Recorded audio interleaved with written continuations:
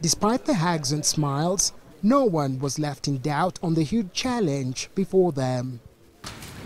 In the last few weeks, it has been difficult for the people of South Sudan. With an estimated 10,000 killed and over 500,000 displaced in the month-long conflict, regional leaders and stakeholders are seeking a political solution to the crisis.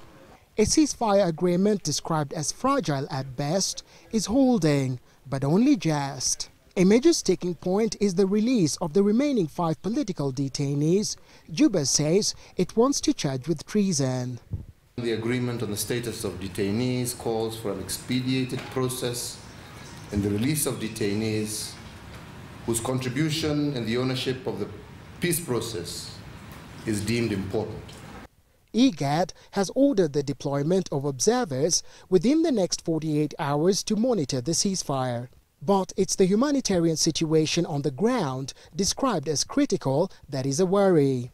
Implore the parties to urgently address the critical humanitarian crisis, provide protection and assistance, and explore durable solutions to the predicament of refugees. The United States has warned any party interfering with the peace process will be dealt with.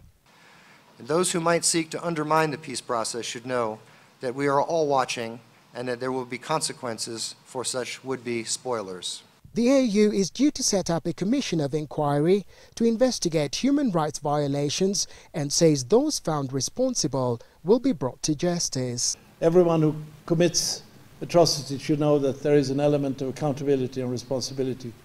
In this case, we welcome very much the initiative of African Union to establish an inquiry.